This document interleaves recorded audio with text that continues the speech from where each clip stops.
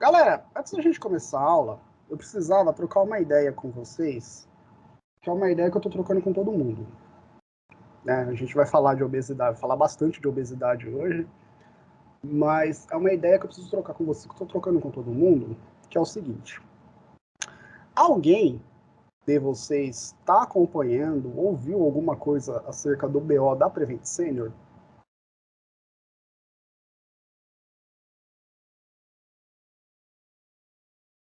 Da empresa de convênio particular?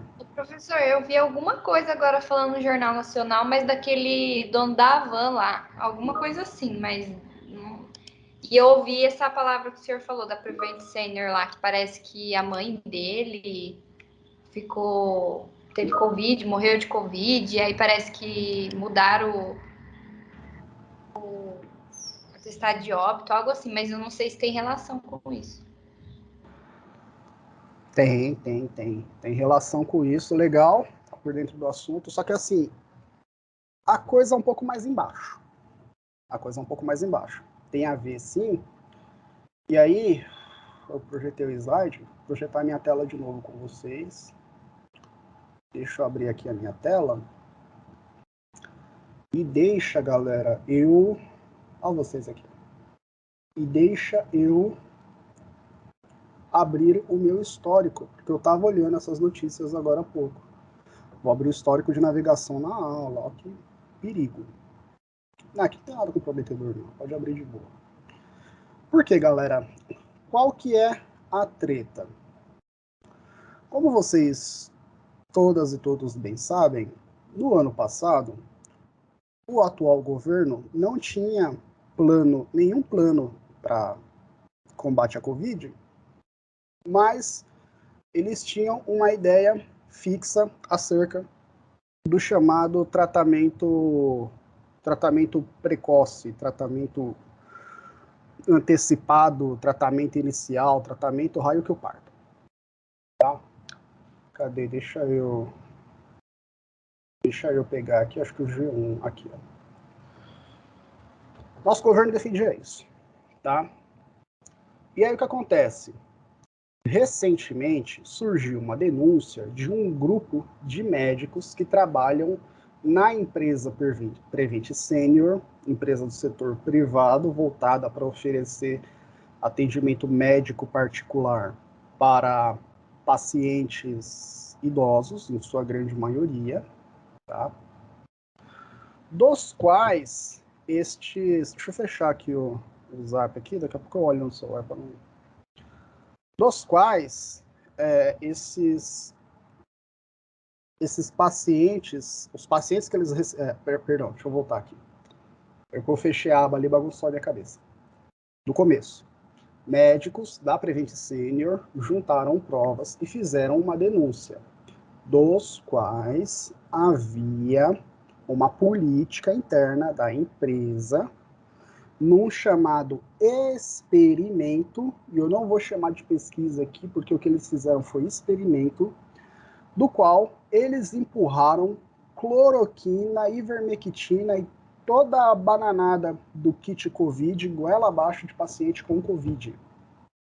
Sem o devido consentimento e sem cumprir nenhum rito de ética com relação à pesquisa. Tá? Então, o que acontecia? O paciente tinha Covid, ia para algum hospital da Prevent Senior e começava a receber o tratamento. Só que assim, não era o tratamento de corticosteroides, não era o tratamento de intubação, não era o tratamento de ventilação mecânica, não. O paciente, ele era direcionado para uma espécie de enfermaria, né, ou alocado em algum lugar em conjunto com outros pacientes. Por WhatsApp, eles comunicavam à família que iriam ministrar esse dito tratamento, esse conjunto de medicamentos para os pacientes. Se por WhatsApp a família desse um ok, eles começavam o tratamento. Se não, eles começavam o tratamento sem a família saber. Tá? E por que eu estou falando isso, que isso é experimento, isso não é pesquisa? Acho que alguns de vocês já lidaram com pesquisa na FEMA, mas assim, de um modo geral, quando eu vou fazer pesquisa, eu preciso montar um projeto, né? Por exemplo, fortalecimento de ombro. Eu quero pesquisar se um protocolo de exercício é eficaz para fortalecer os músculos do ombro, fortalecer o manguito rotador, né? Principalmente fortalecer o deltoide, mas enfim, o grupo de músculos presentes no ombro. Tá? O que eu vou fazer? Eu vou montar um projeto e eu vou colocar esse projeto num site chamado Plataforma Brasil. O que é a Plataforma Brasil? É um sistema nacional responsável por controlar, monitorar e acompanhar todas as pesquisas envolvendo seres humanos. Tá? Todas as pesquisas da área da saúde, todos os ensaios clínicos, observacionais, o que quer que seja. Tá? Só não vai para a Plataforma Brasil estudo com animal e revisão da literatura. O resto vai tudo para a Plataforma Brasil. Para que eu tenha órgãos do governo responsáveis por controlar e gerenciar e saber em que pé tá os estudos que estão sendo realizados na área da saúde no Brasil. Depois disso, passada essa fase, eu pego esse mesmo projeto e submeto para um órgão chamado Comitê de Ética. Tá? Como no Brasil a maioria das pesquisas são feitas em universidades, faculdades, como é o nosso caso na FEMA, a FEMA tem o CEP, Comitê de Ética em Pesquisa. O que acontece? O Comitê de Ética é um colegiado de pessoas que conhecem a legislação acerca da prática de pesquisa, preconizada pelo CONEP, que é um órgão nacional que estabelece e monitora essas pesquisas.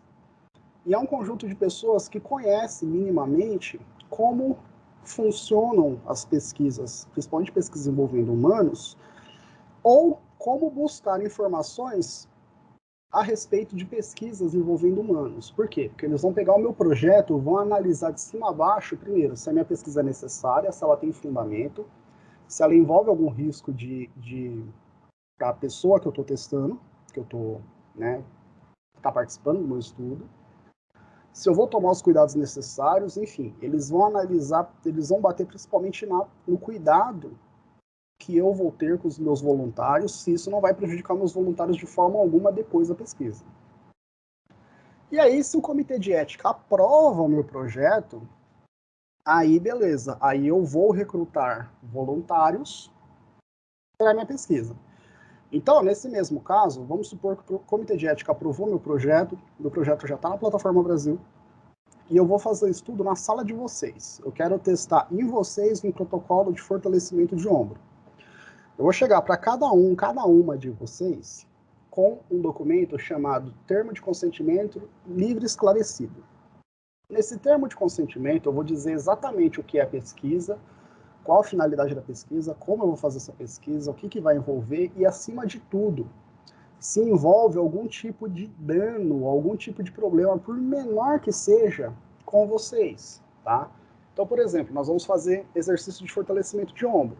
Se por um acaso, durante esse exercício, vou estar acompanhado com o fisioterapeuta, mas se por um acaso, ao fazer esse exercício, vocês sentirem cansados ou sentirem fadiga no ombro, tem que estar no meu termo de consentimento. Se tiver risco de ter alguma lesão muscular, que seja grau 1, tem que estar no termo de consentimento. Qualquer problema que venha acontecer, vocês que vão participar da minha pesquisa têm que estar ciente para dizer se aceita ou não, né, para assinar o termo dizendo se aceita ou não participar da pesquisa. E se em determinado momento vocês não concordarem com a pesquisa, vocês podem sair da pesquisa durante a pesquisa. É o que a gente viu como dropout no começo do ano dos estudos, que era a galera que abandonava o estudo. Tá? É assim no mundo inteiro. Tem que ser tudo ali. Então o que acontecia? Essa galera não fazia pesquisa porque eles não seguiram nenhum desses ritos que eu falei para vocês. Não mandaram um projeto para nenhum órgão governamental, para nenhum comitê de ética, não fizeram com autorização de ninguém essa pesquisa. Então é um experimento em humanos, Não houve consenso por parte dos pacientes. Esse termo de consentimento, que tem que ser explicado, não foi passado para os pacientes, de forma alguma. E os pacientes chegavam até a Prevent Senior, eles eram medicados, eram colocados nas enfermarias, nos quartos, o que quer que seja, e os pacientes começaram a morrer. Para que eles testassem se a cloroquina, a ivermectina, ou o que quer que seja, funcionasse ou não. Os pacientes começaram a morrer. No óbito, os médicos que eram obrigados a ministrar esses medicamentos, e se eles, por um acaso, não ministrassem esses medicamentos, vinha uma ordem de cima para ministrar o medicamento, para mandar o enfermeiro, para mandar qualquer outra pessoa ir no lugar do médico e dar esse medicamento, porque isso acontecia. Quando ia assinar o óbito, no óbito não constava que era Covid. Não constava que era Covid. Né? Além disso, quando o paciente tinha óbito no sistema do hospital, era dado como alta. Ou seja, eles mandaram pacientes para a morte, porque também tem isso. Os pacientes não eram diretamente mandados para leito de UTI. Eles não estavam fazendo isso porque não tinha leito de UTI. Tinha paciente que saía do leito de UTI e passava a receber essas substâncias. Numa situação que a gente sabe que só a vacina funciona, que outro medicamento, qualquer outra coisa, não funciona nem para placebo. Você dá isso para o seu paciente, você está relegando ele à própria sorte. Muitos sobreviveram, mas muitos morreram. Então eles mandavam pacientes para a morte. Primeiramente, para não encher totalmente os leitos de UTI. E depois, porque a direção da Prevent Senior estava devidamente comprometida com o governo federal, entenda, tendo reuniões com o Ministério da Economia,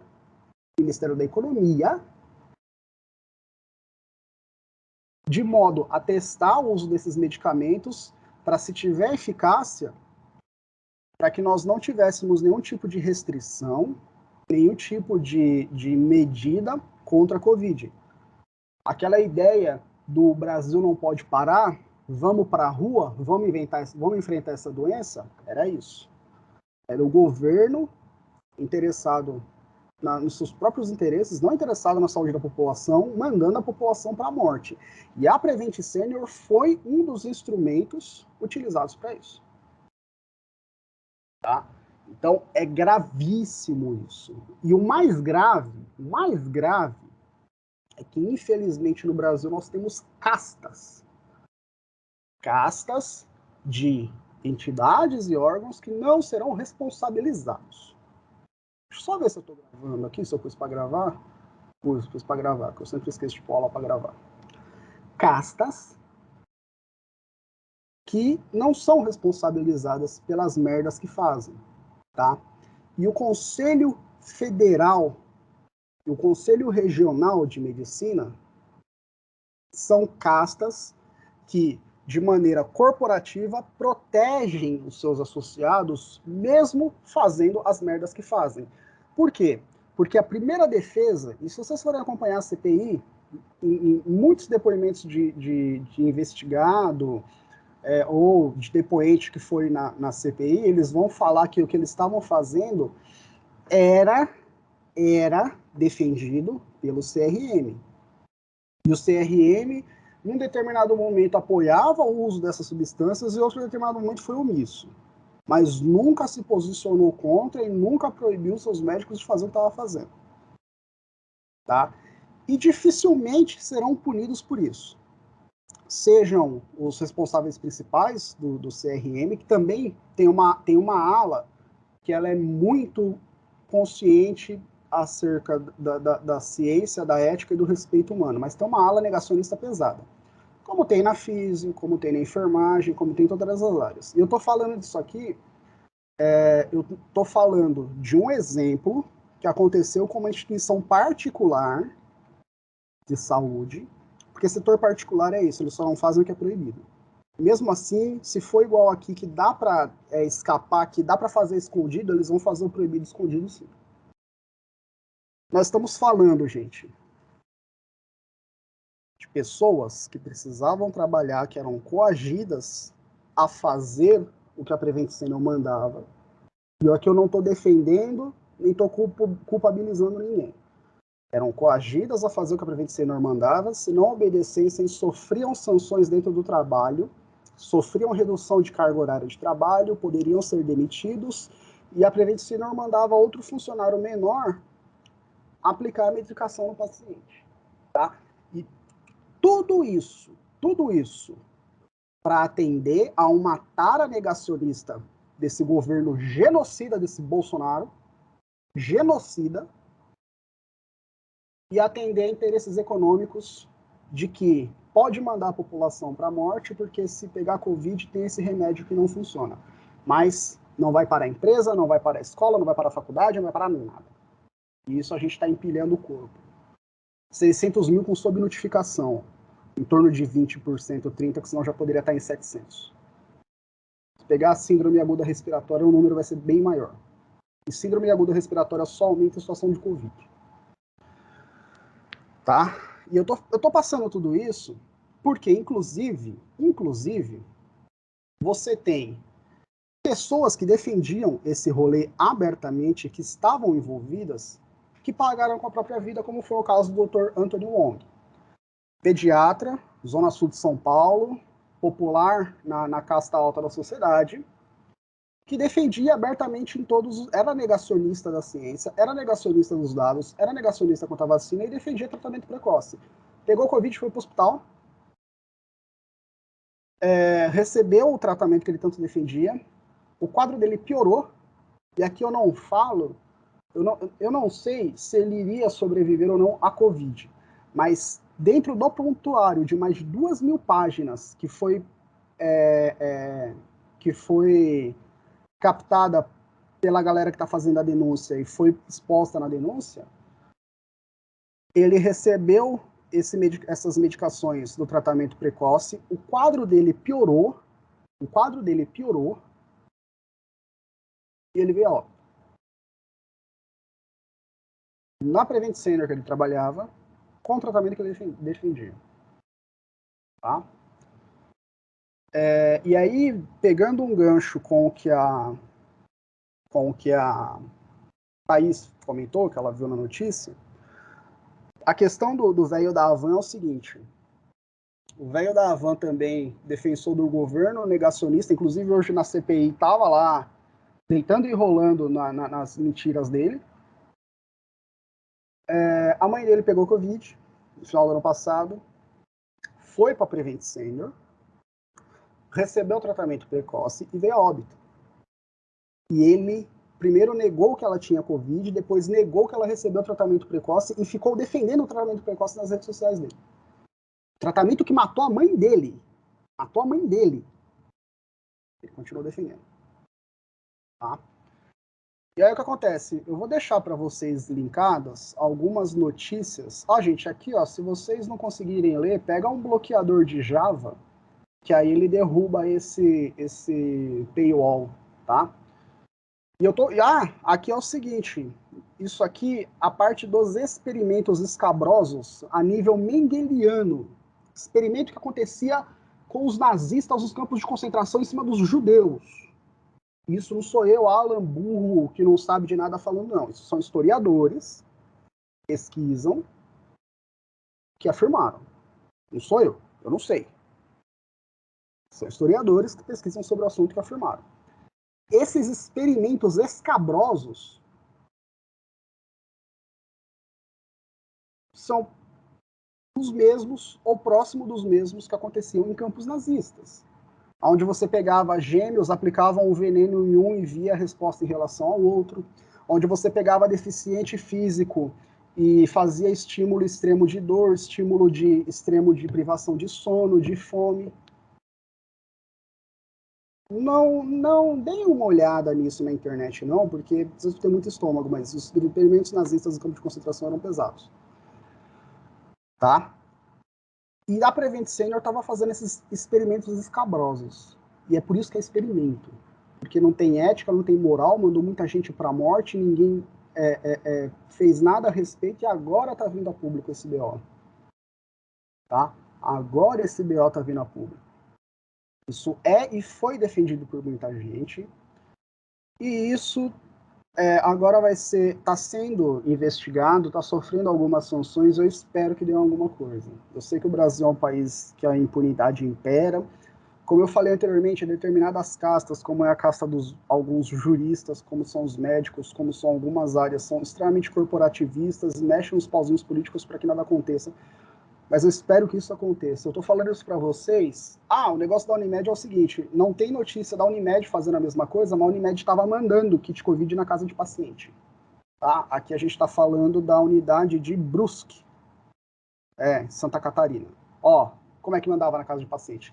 A Prevent Senior também mandava o kit Covid na casa de paciente. Mandava o kit Covid com motoboy na casa do paciente. Mandava esse kit que matou a quantidade de gente que matou. Matou porque as pessoas não receberam o atendimento que precisavam e matou porque hoje a gente sabe que, além de não funcionar, piora o quadro, piora a situação do paciente. Tá? E assim, gente...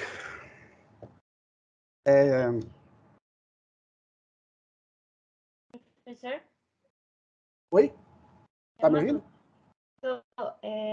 Pode falar. Minha tia teve suspeita de Covid porque ela trabalha no posto de saúde, essas coisas. Aí todo mundo que teve contato com ela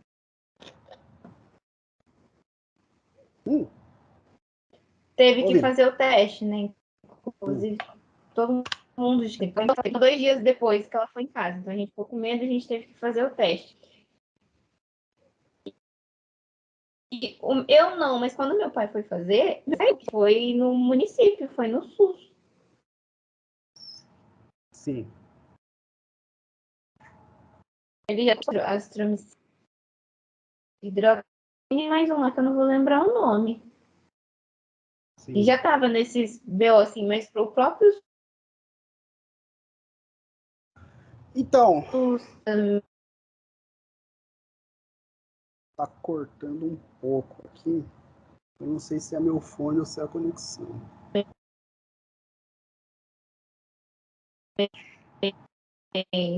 Acho que não foi. Meu pai saiu com eu não. Pera aí, Alana, que cortou um pouco aqui. Deixa eu jogar na caixa de som, que eu não sei se é o fone ou se é a conexão. Só um instantinho. Deixa eu jogar na caixa de som.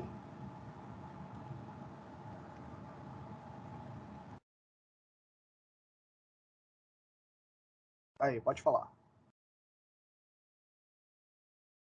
Ana?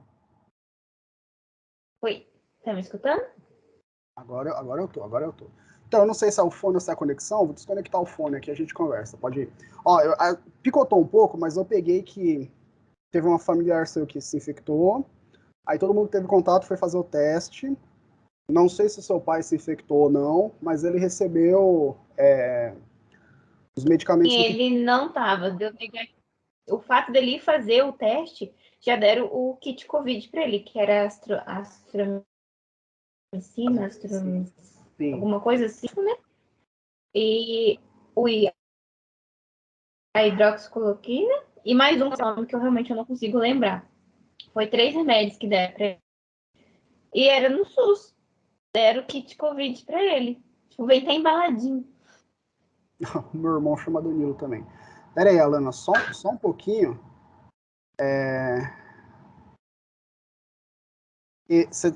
Eu quero pegar o gancho em cima do que você está falando. Quero pegar um gancho em cima do que você está falando, que é o seguinte. Essa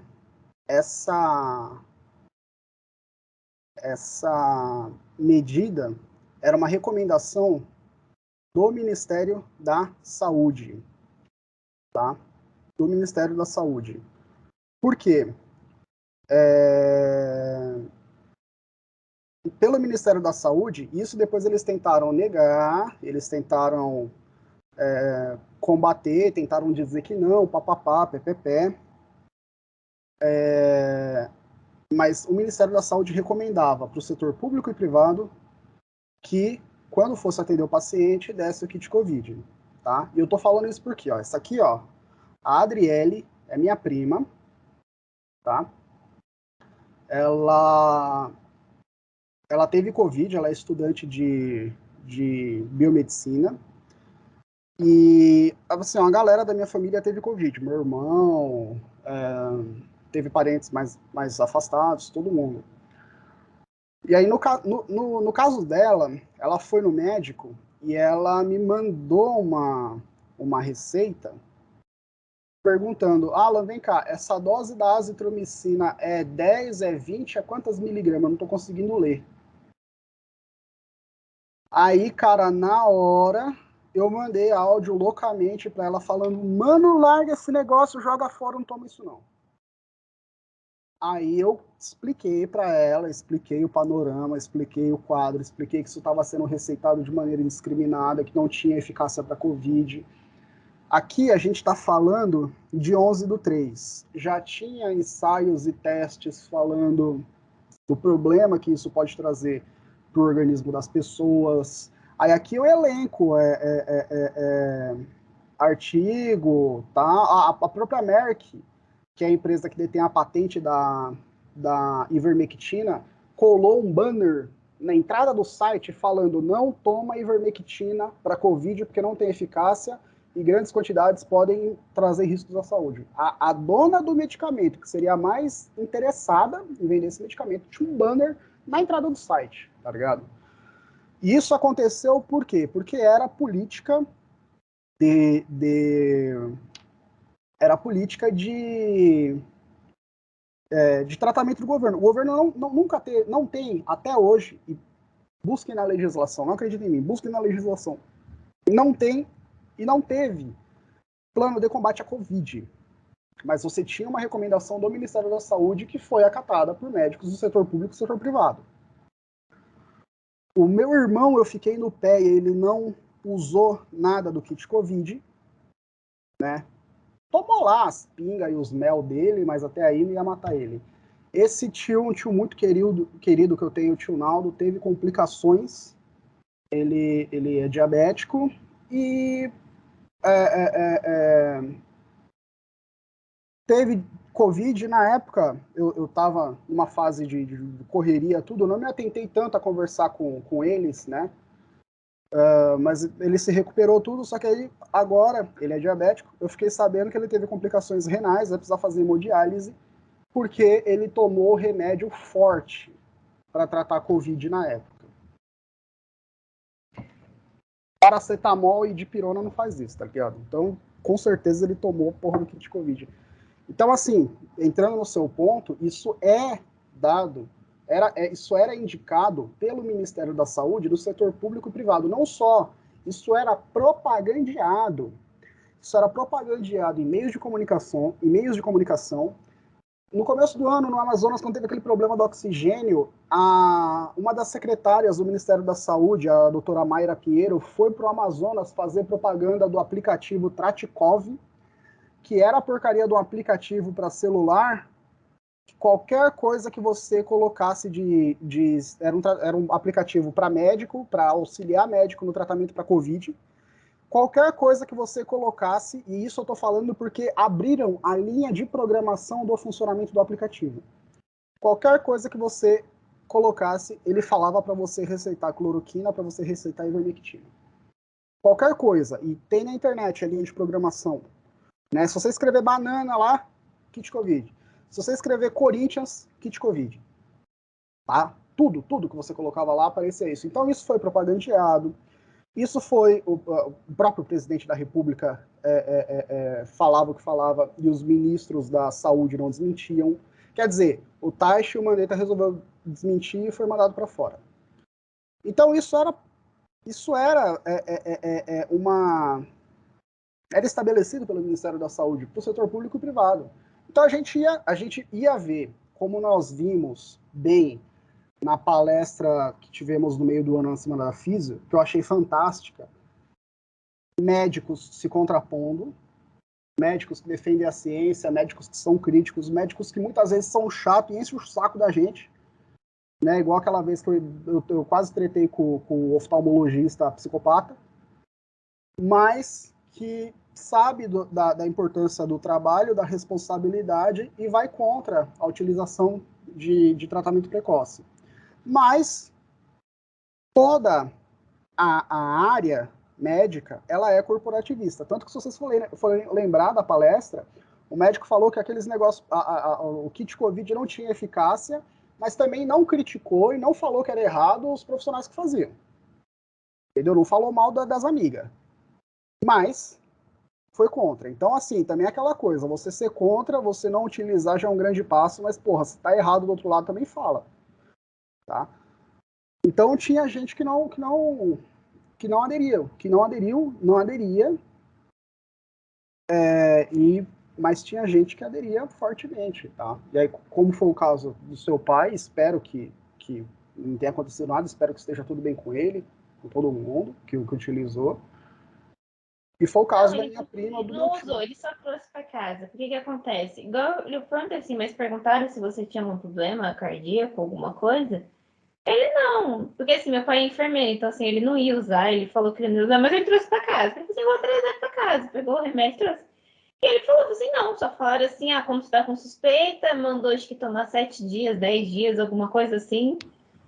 E pronto, não perguntaram assim, mas pai, não perguntaram nada? Não. E eu fiquei, tipo, chocada. E ele falou assim, não, só falaram assim, você tá com suspeita? Toma isso.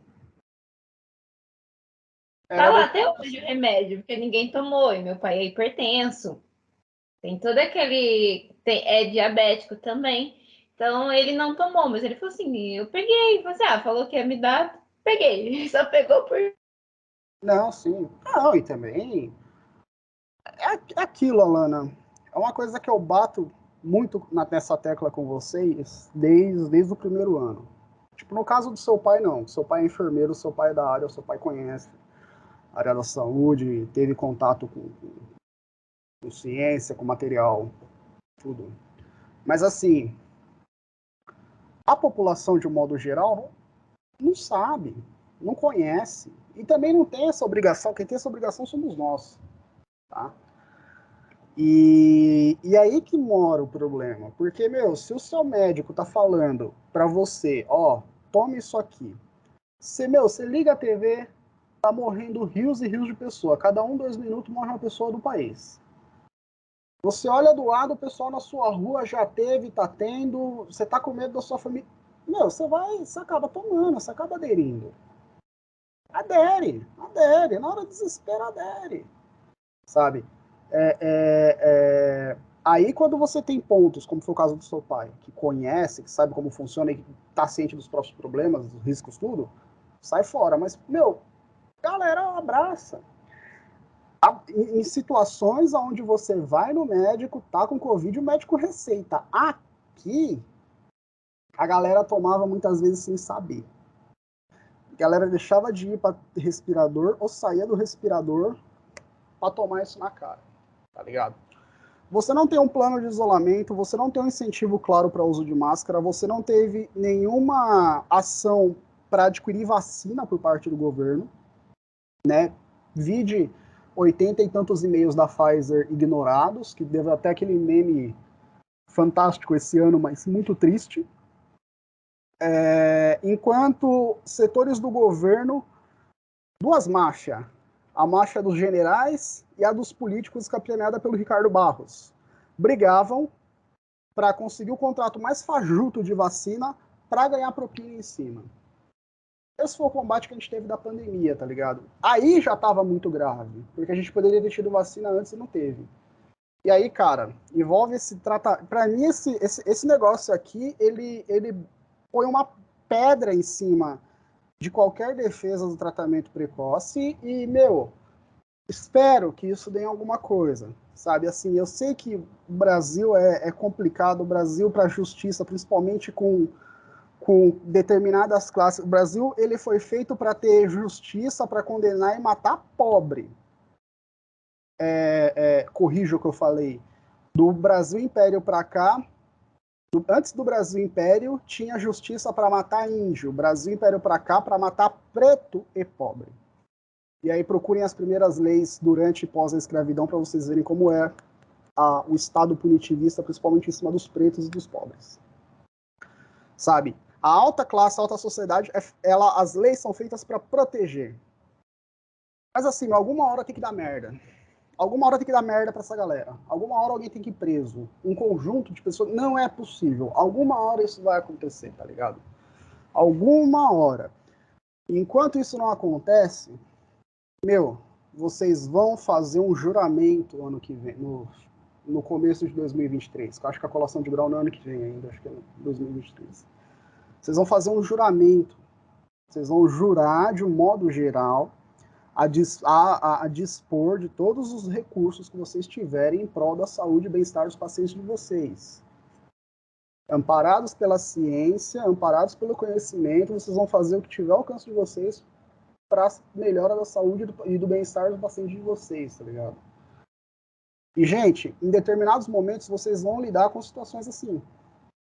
Quando você vai trabalhar no setor privado, principalmente, no caso da fisioterapia, talvez não essa situação. Não sei se nessa gravidade não é essa situação, porque a gente não trabalha com medicamento.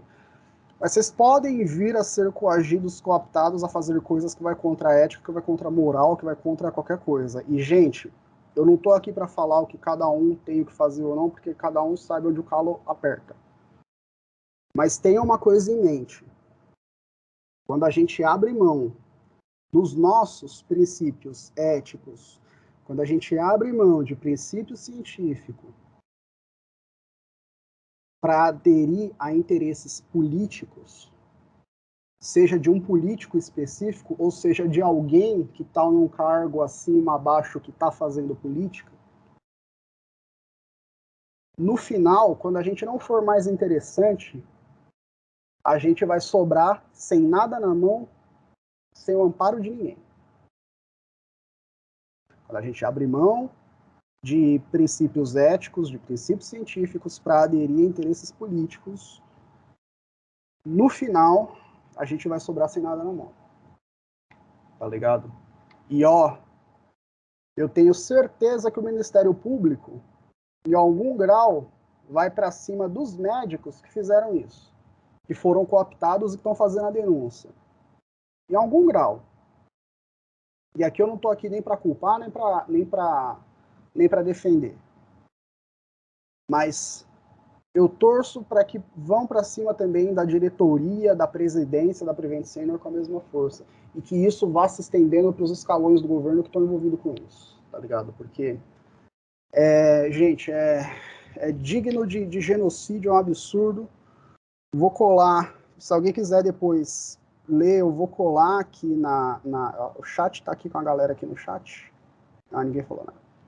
Eu vou colar as matérias aqui, vocês estão agora com a vida corrida, tudo, vocês tiverem tempo para ler, para se informar, porque envolve a área da saúde. É o maior escândalo que a gente já teve na área da saúde no Brasil. Não envolve a nossa classe de trabalho, mas é o maior escândalo que a gente já viu, que a gente já teve no Brasil. É sério, é absurdo e contribuiu e muito para as 600 mil mortes subnotificadas que a gente tem hoje, porque se a gente considerar, porque aqui também é o seguinte, não eram feitos testes para saber se a galera tinha Covid ou não, e quando batia a Covid, como eu falei para vocês, isso não ia para o banco de dados. Gente, se na Santa Maggiore, na capital, no coração das coisas, sob vigilância de todo mundo, não acontecia, o que não acontecia nos quinhões dos interiores do Brasil? Não acontecia nos quinhões dos interiores do Brasil. Sabe? Aqui a gente está falando, gente, de hospital na 9 de julho. A gente está falando de hospital na Zona Sul. Sabe? Se lá, que tá todo mundo ali em cima, aconteceu isso, o que acontecia lá em São José da Bimboca, lá no sertão de não sei aonde? Sabe? E eu falo isso porque por muito tempo eu fui doidinho das evidências e a gente ainda não tinha um exemplo tão grande acerca da... Deixa eu digitar aqui, Meteoro. Acerca dos problemas em que a má prática científica pode, a má prática da área da saúde, principalmente não seguindo a ciência, pode gerar. Infelizmente veio essa pandemia infernal e a gente viu os piores exemplos do que pode acontecer quando a gente adere a qualquer outra coisa que não seja aquilo que a gente tem sólido e fixo na mão. Sabe? No caso, aqui a gente está falando de médico que foi cooptado, sabe? Mas muitos dos médicos aderiram porque acreditam, aderiram porque gostam do presidente, aderiram porque são negacionistas, por qualquer outro motivo que seja, e colocaram os pacientes em risco, igual colocaram meus familiares, alguns, igual colocaram o pai da Alana, que por sorte ele tinha conhecimento, tem conhecimento na área da saúde e se desvencilhou. Tá? Então, queria compartilhar isso aqui com vocês para que vocês estejam cientes desse problema, cientes de que é uma coisa, principalmente no setor privado, pode vir a acontecer, porque a gente, como eu falei, eu estou dando aula de saúde pública, eu tenho todas as críticas ao SUS. Gestão, maneira que é aplicada, a gente pode sentar aqui e trocar uma ideia, porque inclusive eu falo isso na aula para vocês. A gente pode apontar, só que assim, quando você fala de setor particular de saúde, de convênio médico, muitas vezes esses setores são endeusados. E esses setores são podres para mais, porque no Brasil você ainda tem um problema de gestão, um problema de corrupção que dependendo você ainda consegue corrigir. Ali dentro, como eu falei para vocês, só não se faz no setor público o que é proibido, no setor privado, perdão, o que é proibido e que vai dar para as pessoas saberem, porque se não der eles vão lá e fazem. E é tão podre quanto. Eu coloco a dona Unimed no meio também, porque a gente não descobriu e até agora não se tem notícia desses experimentos escabrosos na Unimed, mas estava lá dando kit Covid e se orgulhando disso. Bom, tomamos um certo tempo da nossa aula, acho que nós vamos ter mais 3 aulas teóricas com relação a esse tema, mas era necessário. E aqui está uma aula que eu queria falar para vocês há muito tempo. Ô, gente, só antes disso, eu estou falando. Alguém, além da Alana, que já deu opinião, alguém quer dar uma opinião? Alguém quer trocar uma ideia? Quer falar alguma coisa? Bem que acabei monopolizando o assunto aqui, eu não gosto disso.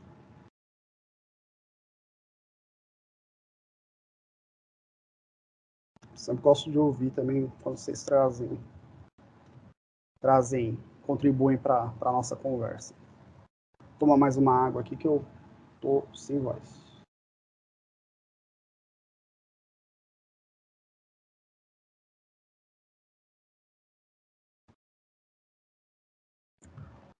Bom, vamos lá. Obesidade e comorbidades associadas. Aqui, galera, já nos encaminhamos para a fase final do nosso tema, tá? Fase final do nosso assunto, da nossa disciplina. E aqui também eu já vou emendar a questão da hipertensão, da diabetes. Hipertensão vocês tiveram e estão tendo bastante com a Carol. Eu vou dar uma passada, porque a gente talvez tenha um caso ou outro também na saúde pública, no nosso estágio de fisioterapia preventiva. Mas diabetes vai ter bastante e obeso nem se fala, a maior parte da população hoje está com sobrepeso ou obesidade, tá? E aqui, galera, eu tenho uma foto ressaltando as alterações corporais provenientes da obesidade e toda a minha fala, a minha aula será direcionada e calcada na questão da patologia e o que a patologia pode gerar no corpo, tá? Não relacionada à estética, não relacionada a nenhum outro assunto que remeta diretamente à imagem da pessoa ao invés da saúde. Imagem aqui é deixado de lado, deixado de fora, a gente vai falar da questão da saúde, tá? De obesidade. E aí, assim, é um assunto que eu tô querendo falar bastante tempo, porque eu acho que nesses 4 anos teve muita coisa legal que a gente conversou, que eu tinha, mas assim, eu acho que é o primeiro assunto que eu tô tão tranquilo para falar, que tem tanto a ver com o que eu estou estudando, que, tipo, tá ligado? Eu fiz a aula, assim, com muita alegria, espero que seja um assunto tão interessante quanto. Primeiramente, vamos só lembrar alguns dos principais tipos de lipídios que estarão presentes no nosso corpo.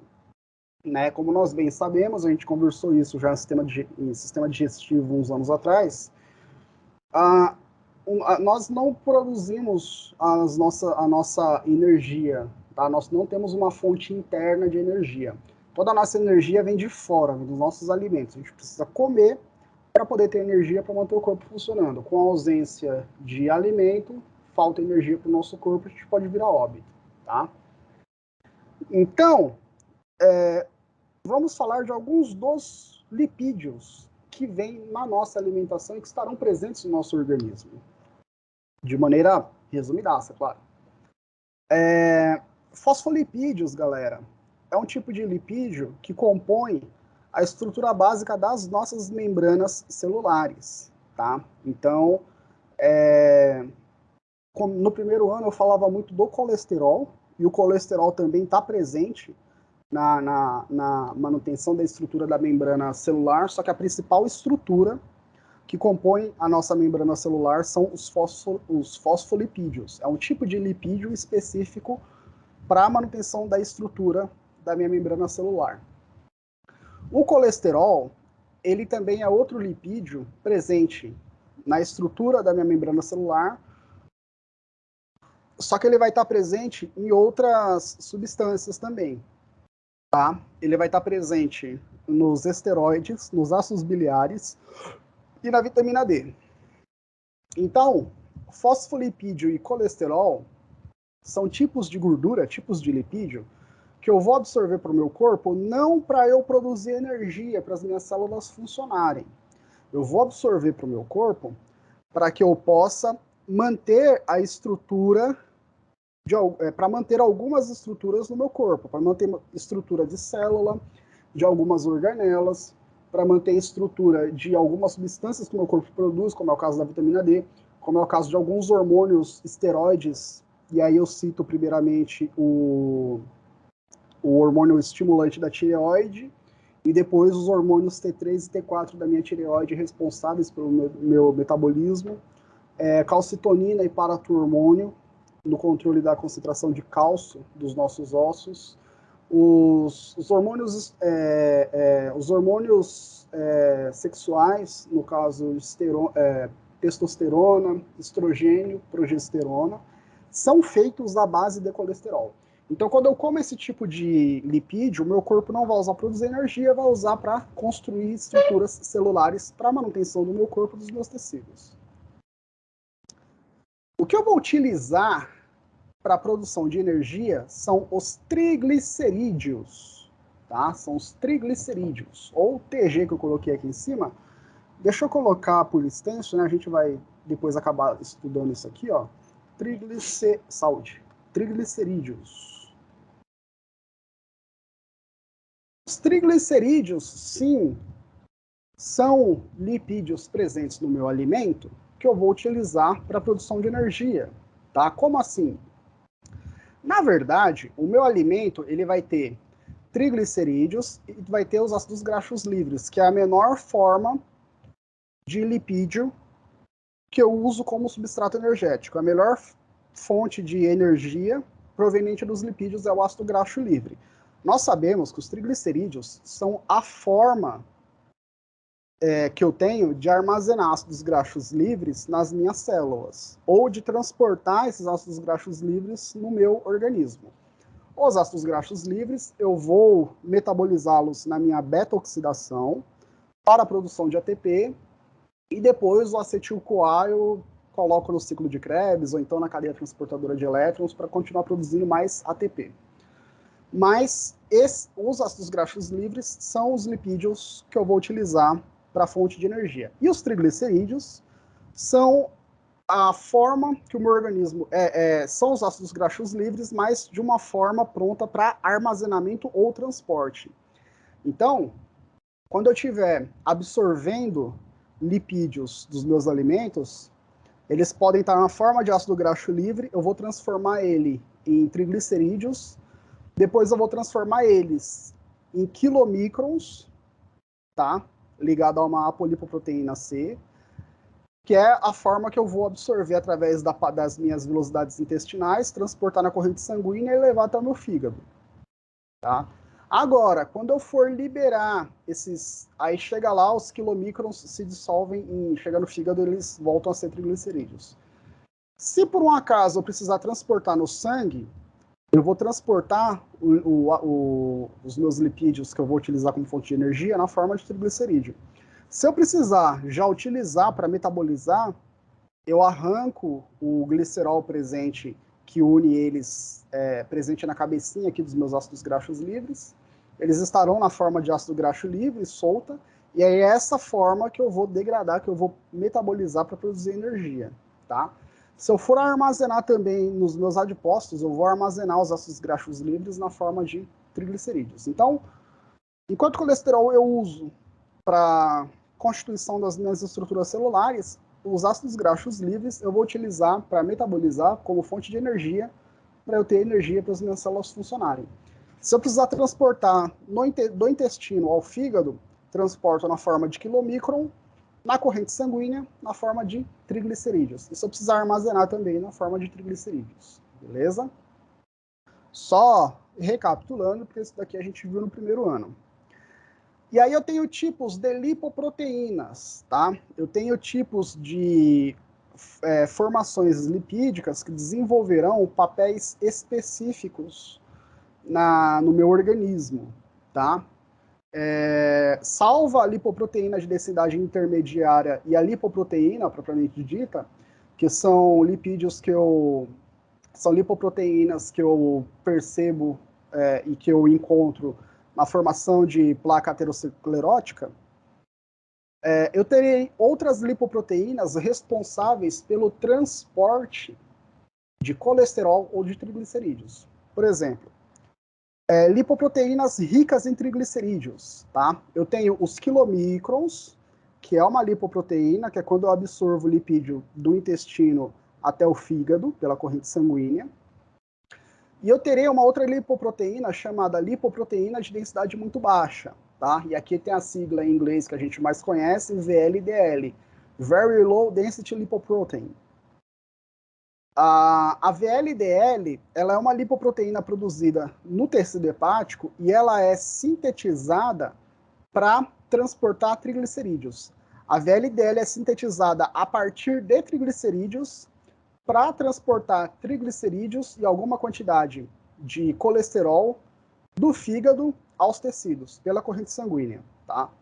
Então, quando eu como, por exemplo, grandes quantidades de triglicerídeos, que serão levados ao fígado na forma de quilomicron, o fígado quebra essa estrutura do quilomicron, libera os triglicerídeos, e aí ele pega o triglicerídeo, forma o VLDL, e esse VLDL vai ser responsável por transportar outros triglicerídeos na minha corrente sanguínea, até os meus tecidos, tá? Então, é uma lipoproteína, ele é parte do colesterol. Então, a VLDL não é apesar de ser feita à base de triglicerídeo, eu não vou utilizar a VLDL para produção de energia, tá? Essa lipoproteína, ela faz parte dos chamados colesteróis. Essa lipoproteína rica em triglicerídeo, tá? Lipoproteínas ricas em colesterol, eu tenho o LDL e o HDL. LDL, lipoproteína de baixa densidade, ou low density lipoprotein, e o HDL, lipoproteína de alta densidade, ou high density lipoprotein, tá? O LDL e o HDL são as frações de colesterol que eu mais observo quando eu vou fazer exame de sangue. Eu tenho o colesterol total, que leva em consideração HDL, LDL, VLDL, dependendo alguma concentração de ILDL lipoproteína, mas mais especificamente VLDL, HDL, LDL. Esses dois colesteróis, eles são responsáveis por fazer o transporte da molécula principal de colesterol, da molécula principal de colesterol na minha corrente sanguínea, tá? Aí vocês perguntam, professor, mas tem um colesterol que é bom e um colesterol que é ruim? Sim. O LDL, ele é responsável pelo transporte de colesterol do fígado até as células, tá? E ele é de ação lenta. Ele se movimenta com mais dificuldade na minha corrente sanguínea. O HDL faz o caminho inverso. Ele pega o colesterol dos tecidos, manda de volta para o fígado para ser eliminado no corpo. Eliminado de que forma? Produzindo a bile, que é armazenada na nossa vesícula biliar, que a gente viu lá no primeiro ano também. Tá? Então, por que a gente fala que o LDL é o colesterol ruim e o HDL é o colesterol bom? Por quê? O LDL, além dele ser devagar e de nós termos a possibilidade de acumular gordura nas paredes dos nossos vasos, formando as placas de ateroma e correndo o risco de desenvolver doença cardíaca, o LDL, ele transporta colesterol até as células. O HDL, ele pega o excesso de colesterol das células e joga de volta para o fígado. Quando esse colesterol volta para o fígado não manda de volta na corrente sanguínea. O fígado, ele faz a bile, tá? Da nossa vesícula biliar, o nosso líquido biliar. E a bile vai ser liberada no nosso intestino para ajudar a digerir lipídios. E o que eu não for utilizar da bile, ela vai ser excretada nas fezes, tá? Então, o LDL pega o excesso de colesterol, manda para o fígado mandar para o intestino para a gente eliminar no nosso cocô. Beleza? Então, assim, o excesso de LDL e a baixa quantidade de HDL faz com que eu acumule colesterol nas células do meu corpo, de um modo geral. E aí o perigo está que em alguns órgãos, como é o caso dos nossos vasos, eu posso ter o risco de desenvolver placas de ateroma. E a partir daí eu começo a ter doenças cardiovasculares, tá? O LDL, ele é importante. Se controlado em baixa quantidade, ele é importante por quê? Porque nós vimos que para a manutenção da estrutura das minhas células e para a produção de algumas substâncias corporais, eu preciso do colesterol. Eu não posso eliminar o colesterol do meu corpo. Eu preciso eliminar o excesso de colesterol. O excesso, tá? Então, é por isso que eu preciso ter quantidades regulares de LDL e HDL para que eu possa excretar mais colesterol do que eu mando para os tecidos e, consequentemente, evitar o acúmulo de colesterol nos meus órgãos, nos meus tecidos.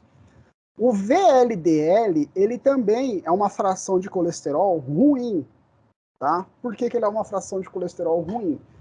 Porque ele vai transportar triglicerídeos, ele também tende a acumular nos tecidos com esses triglicerídeos, tá? Então, se eu não acumular colesterol com LDL, eu posso acumular triglicerídeos com VLDL. E aí eu acabo tendo o mesmo problema de acumular gordura entre as minhas células e os meus tecidos, dependendo do órgão prejudicar a função daquele órgão, se tratando de vaso sanguíneo, poder ocluir aquele vaso sanguíneo. Tá? Então, mais uma vez, o meu corpo tem e precisa de VLDL para levar triglicerídeo até os meus tecidos, principalmente músculo esquelético, que eu utilizo em alguns músculos como fonte de energia. Não o caso do bíceps. O bíceps é aeróbico, mas, por exemplo, o sólio utiliza bastante lipídio. Precisa do VLDL. Eu preciso do LDL para levar nas minhas células, para levar em órgãos endócrinos, para que eu possa produzir substâncias e hormônios à base de colesterol. Só que, se eu tiver muito dessas duas frações de colesterol, elas tendem a se acumular no meio do caminho. Elas transportam essas substâncias lentamente na minha corrente sanguínea e tendem a se acumulando no caminho. Se acumula no vaso e vão se acumulando nos órgãos. Eu posso ter excesso de colesterol no músculo, eu posso ter excesso de colesterol no baço, posso ter excesso de colesterol no rim eu não digo, porque o rim ele filtra coisas menores. Mas órgãos que vão receber colesterol, principalmente órgãos secretores endócrinos e músculo esquelético, eu posso ter acúmulo dessas substâncias. E de triglicerídeos também. Tá? Triglicerídeo, o VLDL, se ele não transportar o triglicerídeo no músculo, vai transportar no tecido adiposo. Tá? E aí contribui também para aumentar, para gerar hipertrofia no meu tecido adiposo. Beleza? Então, eu precisava dar essa passada em lipídios com vocês, tipos de lipídios, para que nós possamos aqui olhar alguns valores de normalidade de alguns de colesterol, triglicerídeos e algumas frações de colesterol, tá? Isso aqui está na atualização das diretrizes acerca de dislipidemia da Sociedade Brasileira de Cardiologia. Está no nosso material, pastinha compartilhada do Google Drive, tá? Na bibliografia, vai em obesidade e vai na pasta conceito. Conceito é sempre onde eu monto os slides da aula e tratamento é o tratamento propriamente dito. Lá tem, pelo menos o arquivo que eu encontrei, o último, acho que é de 2019. O de 2017 ele é mais completo, ele conceitua várias coisas. 2019 acho que é uma atualização de algumas coisas, tá? Mas não muda muita coisa de um para o outro, não. Então deem uma olhada lá, porque isso aqui a gente vai utilizar bastante, esses valores de referência. Então eu tenho situação de jejum e sem jejum, que é quando nós vamos fazer o nosso exame de sangue, tá? Vamos pensar no jejum. Concentração de colesterol ideal até 190 miligramas de colesterol por decilitro de sangue. Concentração sérica de HDL acima de 40 e triglicerídeos abaixo de 150 miligramas por decilitro, tá? Concentração de colesterol fracionado LDL. Abaixo de 130 é baixo. Abaixo de 100 é intermediário, abaixo de 70 é alto, abaixo de 50 é muito alto. Engraçado, né? A gente tende a achar que... tá, entendi. É que assim, eu tenho que tomar cuidado, porque, por exemplo, eu não mensuro... Quando eu vou fazer o cálculo do colesterol... Peraí, deixa eu voltar um slide aqui e trocar uma ideia. Quando eu vou fazer o cálculo do colesterol, no colesterol total, eu tenho que levar em consideração a concentração de HDL, que é o colesterol que pega o colesterol dos tecidos e joga de volta para o fígado para eu excretar nas fezes. LDL, que leva colesterol do fígado para os tecidos. VLDL.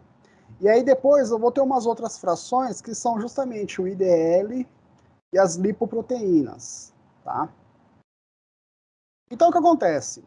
Se eu aumentar qualquer uma dessas frações, consequentemente, eu acabo aumentando também o meu colesterol total.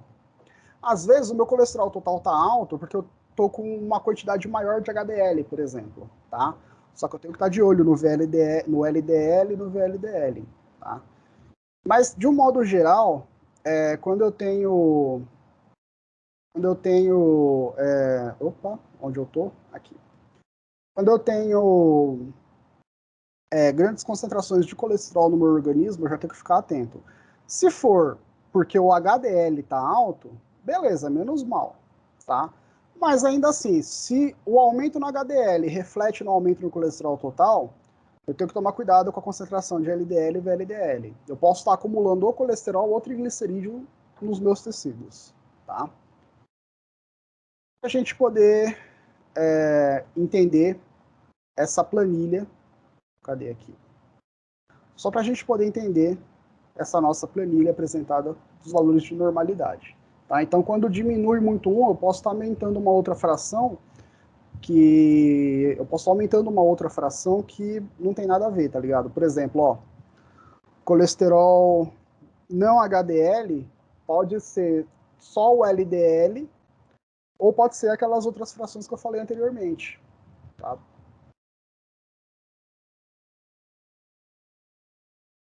Com relação a tipos de lipídios presentes no organismo, alguém tem alguma dúvida? Alguém quer fazer alguma pergunta?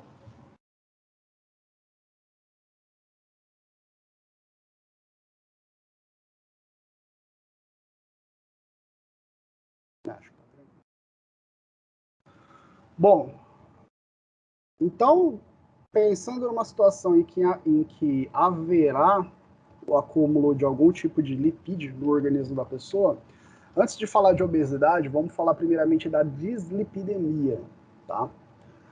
Dislipidemia, né, é caracterizada pela presença de quantidades elevadas de lipídios, tanto colesterol quanto ácidos graxos livres e triglicerídeos. Tá? Quando essa concentração de gordura aumenta, eu tenho o risco da formação das minhas placas de ateroma nas minhas artérias. E aí eu posso obstruir o fluxo sanguíneo em algumas regiões do meu corpo.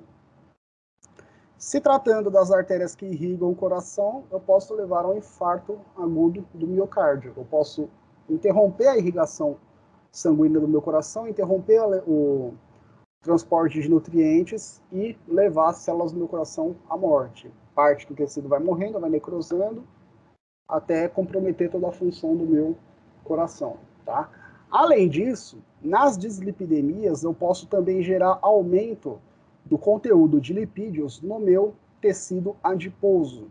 Então, a dislipidemia ela é séria não só por gerar acúmulo de lipídios nas paredes dos nossos vasos, como também para gerar aumento do conteúdo de lipídio nos adipócitos. São as nossas células adiposas, responsáveis pelo armazenamento de gordura no nosso corpo, presentes entre alguns tecidos, grande quantidade presente em torno das nossas vísceras, né, como é o caso do tecido adiposo abdominal, como é o caso do nosso tecido adiposo subcutâneo, você ainda está meio ao tecido conjuntivo. Mas o tecido adiposo é o tecido do nosso corpo responsável por armazenar lipídio. Então, em situação de dislipidemia, eu tenho aumento de concentração de gordura no meu corpo como um todo. Não interessa qual gordura seja. Esse aumento na concentração de gordura faz com que eu aumente o transporte dessas gorduras. Aumentando o transporte de gordura pelo meu corpo, pela minha circulação, eu aumento o risco de acumular gordura nos vasos sanguíneos e nos órgãos de destino. Tá? Então, se eu não vier a desenvolver nenhuma doença cardiovascular, eu tenho um risco sério de aumentar a quantidade de gordura nas minhas células adiposas. E como vocês vão ver, como eu vou falar para vocês pela enésima vez, aumentando a quantidade de gordura nas células adiposas, aumentando o volume dos adipócitos e de adipócitos no meu corpo, eu me predisponho ao desenvolvimento de doenças crônicas, aumentando a inflamação sistêmica corporal. Tá? Então, a dislipidemia é a porta para que eu possa desenvolver obesidade. Tá? E aí, o que é obesidade? Obesidade e o sobrepeso. Segundo definição da OMS, definição essa fresquinha que eu tirei da minha tese desse ano, a obesidade e o sobrepeso são definidas como um acúmulo anormal de gordura corporal que pode trazer riscos à saúde. E aí percebam que tanto em dislipidemia, na definição, quanto na obesidade, eu estou falando do acúmulo de gordura. Eu não estou nem falando do acúmulo de colesterol ou do acúmulo de triglicerídeos. Eu estou falando do acúmulo de gordura como um todo. O acúmulo de gordura como um todo pode trazer riscos à minha saúde, tá? Isso pode acontecer tanto em obesos quanto em pessoas com sobrepeso, que já estarão numa situação de dislipidemia, tá? A dislipidemia, ela tem um CID, está classificada no item de doenças endócrinas, metabólicas e nutricionais. Aqui, galera, eu queria observar um dado mais recente. A OMS ela estimou em 2016 que no mundo havia 1,9 bilhão de pessoas com obesidade. E que em 2025, agora, batendo na nossa porta aqui, pode chegar a 2,3 bilhões. Se a gente pensar que no mundo eu tenho algo em torno de 7 bilhões e meio, 8 bilhões, eu não sei as pessoas no mundo todo agora, mas está em torno de 7 bilhões para mais. Nós temos quase um terço da população obesa, né? Se a gente levar em consideração que no mundo ainda tem, a gente fala muito do Brasil, que é paradoxo, que tem mais da metade da população obesa e voltou para a linha da fome, você tem milhões e milhões de pessoas agora abaixo da linha da miséria, mas no mundo você tem países onde boa parte da população está debaixo da linha da miséria, está passando fome. Então, é um problema que vai acontecer nos países mais desenvolvidos, e é um problema sério, porque a gente está falando de um recorte da população. A gente aqui ainda não está falando da população toda do mundo. É um problema sério. A ABESO estima que no Brasil, em 2018, ano que nós conhecemos, no Brasil havia 116,7 milhões de pessoas com sobrepeso ou obesidade, tá? E aqui, gente, eu tô, mais uma vez, precisava aprofundar mais na pesquisa, sem sombra de dúvida, mas eu tô trazendo dados de 2016 e 2018. Hoje, esses números são muito piores.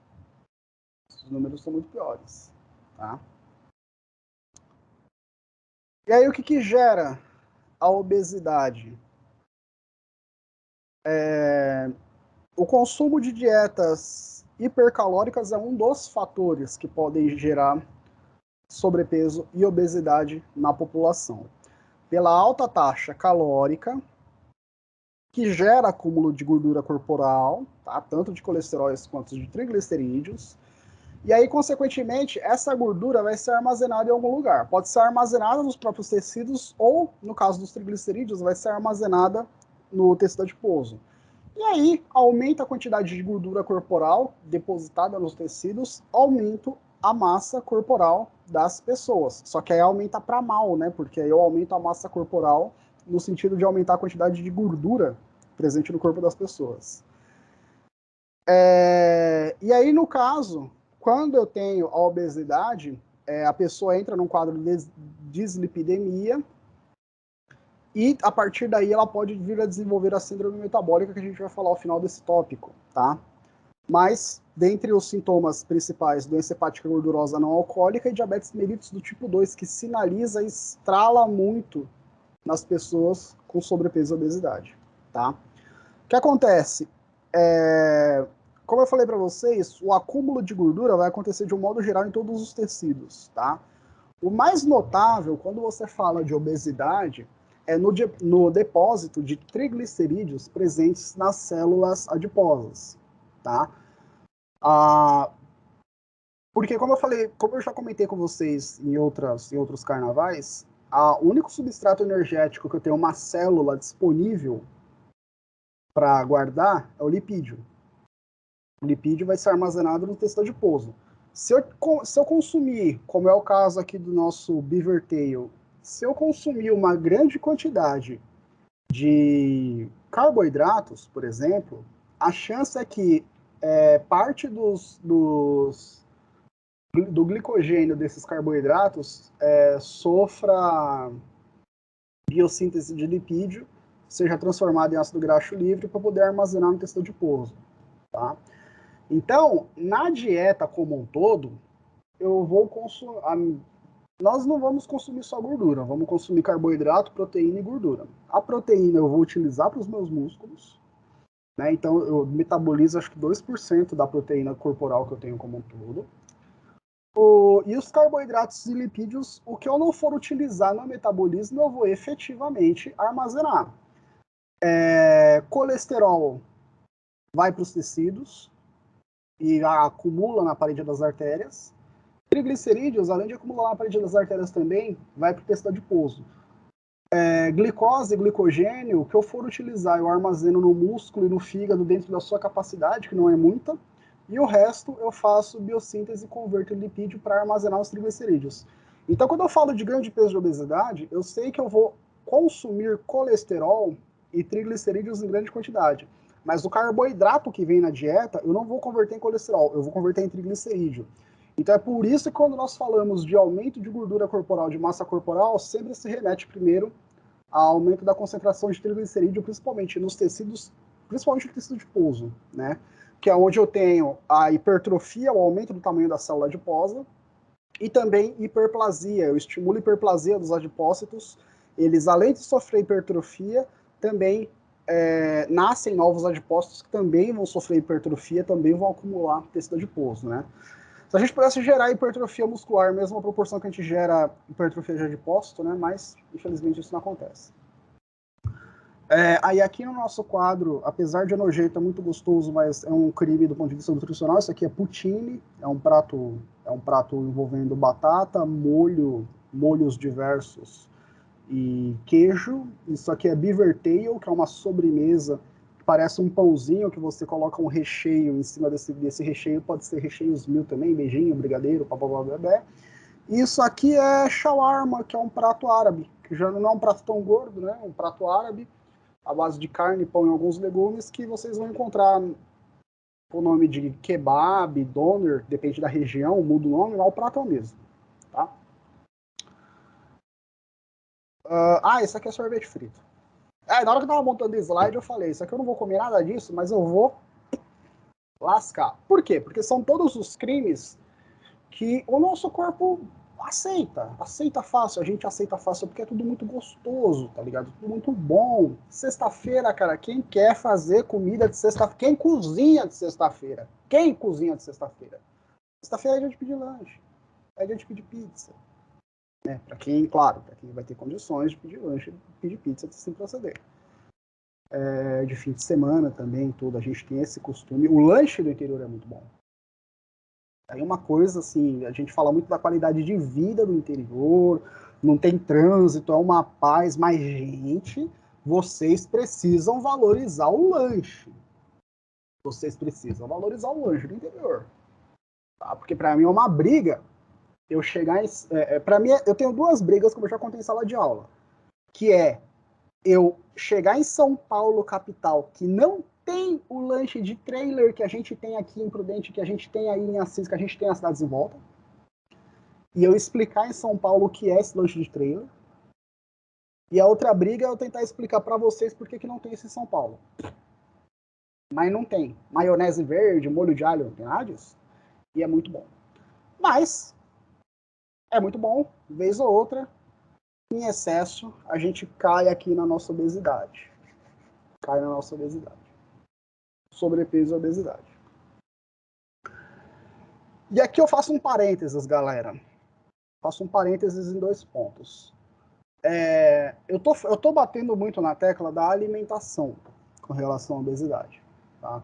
A alimentação, porque ela pode ser um dos principais fatores, ainda mais no mundo atual industrializado, onde você tem, a gente já comentou também esse ano ainda em aula, mas você tem fast food, você tem comidas prontas, você tem ultraprocessados, e você tem essas comidas num baixo custo.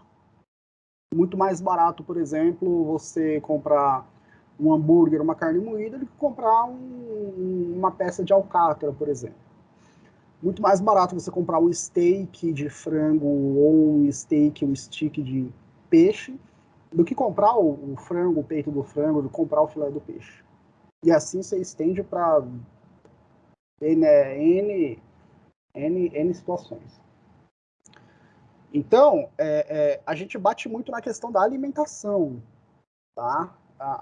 O acesso à alimentação é paradoxo, né? A gente voltou a ver notícia de gente pegando carcaça de animal que o açougue ia descartar, osso, pegando aquilo, sendo vendido pelo açougue para as pessoas poderem ter algum acesso à proteína, porque as pessoas não estão comendo carne. Pararam de comer carne ou então diminuíram muito. É paradoxal, né? Mas, enfim, a gente bate muito na questão da alimentação. Só que quando eu falo de obesidade e sobrepeso com seres humanos, muda um pouco. Se eu estivesse falando aqui só do ratinho, eu acho que bateria. A obesidade está diretamente ligada ao acesso à alimentação. Quanto mais gorda a comida, mais o ratinho gosta, igual a gente. Quanto mais gorda, igual aquela música, eu não gosto de ficar citando banda ruim, mas enfim, Matanza cantava, bom é quando faz mal. Alimentação é a mesma coisa. Só que assim, se tratando de ser humano, tem algumas outras questões que eu preciso levar em consideração. Primeiramente, questões psicológicas, tá? Então, eu tenho uma etiologia diversa para gerar a obesidade e primeiro para gerar alterações no comportamento alimentar, ou mesmo para gerar a obesidade diretamente, mesmo que a pessoa se alimente direito. Eu tenho aspectos psicológicos, principalmente desordem do sono, que desregula o nosso ciclo.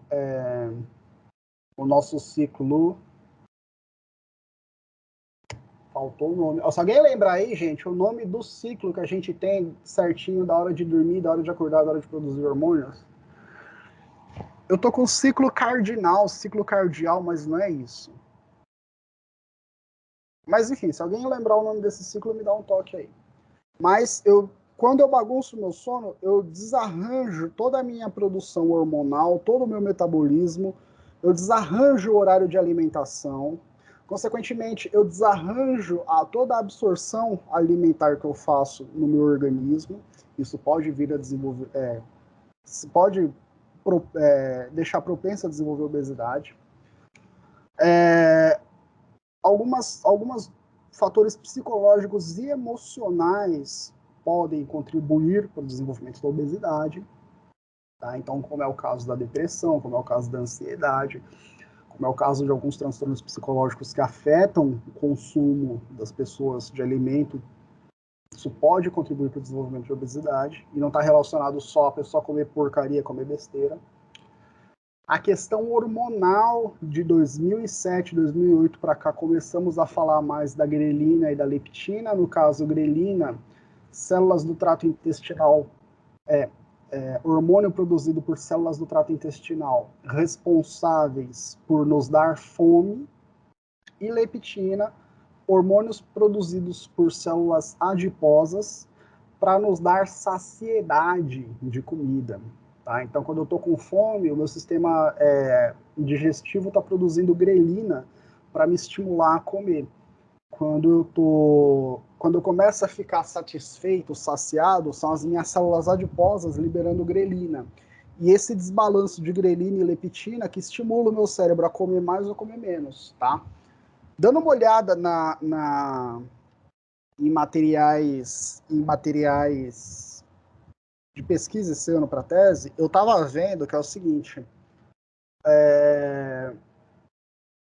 eu não vou extrapolar para humanos ainda, porque eu fui obrigado a pesquisar mais para ratos, tá? Mas é o seguinte, quando eu consumo grandes quantidades de dieta hiperlipídica, dieta rica em gordura, eu tendo a aumentar a secreção de leptina, tá? Assim, eu não gosto de ficar dando exemplo anedótico, empírico para vocês, mas para fins de, né, só para a gente mentalizar. Quando a gente, por exemplo, está comendo comida muito gordurosa, torresmo, por exemplo, a gente tende a se saciar mais fácil, mais rápido, do que comendo bolo, do que comendo um lanche, por exemplo. Uma quantidade pequena de torresmo, extremamente gordurosa, nos gera mais saciedade do que comendo outras comidas tão gordurosas quanto, mas que não reflete tanto, né, no nosso apetite. Então, comidas mais gordurosas estimulam maior secreção de leptina, né? Então, se eu passo muito tempo na minha vida comendo alimentos hiperlipídicos, eu tendo a aumentar a concentração de leptina circulante. E assim como acontece com a insulina, que a gente desenvolve resistência à insulina, com a leptina eu também posso vir a desenvolver resistência à leptina. Eu posso diminuir o número de receptores de leptina da minha membrana celular e, consequentemente, eu passo a assimilar menos a leptina, ou seja, o efeito da saciedade no meu organismo, num determinado momento, ele passa a ser menor. Não porque eu estou produzindo menos leptina, mas porque as minhas células estão assimilando menos essa leptina. E aí, consequentemente, é onde eu passo a comer mais. Eu passo a comer maiores quantidades. Tá? Então, isso é material novo. Estou passando para vocês material de pesquisa de 5 anos para cá. Então, tem essa questão também. né? Então, desbalanço hormonal, por exemplo, eu estava dando uma olhada, sedentários tendem a produzir, independente, dieta hiperlipídica ou padrão, a produzir maior quantidade de grelina do que pessoas fisicamente ativas. Pessoas não, gente, aqui eu estou falando de rato. Parte hormonal, é nova. Sedentários tendem a produzir mais grelina do que exercitados. Então, sedentário tende a comer mais do que exercitado. Coma besteira, coma arroz com feijão, carne e salada de alface. Tá? PFão do dia a dia. E a prática de exercício aumenta a sensibilidade à leptina em relação a sedentários. Então, o que acontece? Eu estava dando uma olhada, e aqui, gente, eu estou falando de sugestões. Quando a gente fala de estudo com rato, a gente fala de sugestão. A gente não pode extrapolar diretamente para o humano e falar que vai acontecer do mesmo jeito em humano. A gente precisa experimentar no humano para ver se dá a mesma coisa. Mas se eu comer, para resumir que a gente está acabando nossa aula aqui já, se eu comer dieta hiperlipídica por muito tempo, eu vou ter por um período de tempo curto grande ação da leptina, mas depois eu passo a ter resistência à leptina. E eu passo a comer mais porque o hormônio que me dá a minha sensação de saciedade, ele passa a ter menos efeito no meu organismo. Tá? Por outro lado, dieta PF saudável ou dieta hiperlipídica, dieta rica em lipídios. Se eu for sedentário, eu vou produzir mais grelina. Eu vou comer mais de uma dieta ou outra de qualquer jeito. Tá? Se eu for exercitado, eu vou aumentar a minha sensibilidade à leptina. Eu vou produzir menos grelina em relação ao sedentário e vou produzir uma maior quantidade de hormônio que me dá saciedade mais fácil. Ou seja, em resumo, comer dieta gordurosa por muito tempo faz com que eu diminua a sensibilidade para o meu hormônio da saciedade e passe a comer mais, em relação a quem come o PF normal. Pensando, tanto quem come dieta hiperlipídica quanto quem come comida saudável, se eu sou sedentário, eu passo a produzir mais grelina, que é o hormônio da saciedade, em relação a quem é exercitado. Exercitado produz menos. O exercitado fica mais sensível à leptina. Então, o sedentário produz mais grelina e tem a sensibilidade de leptina mantida, e o exercitado produz menos grelina e mais leptina. Então, ele tende a naturalmente comer menos, ou comer aquilo para repor o gasto energético dele do dia a dia.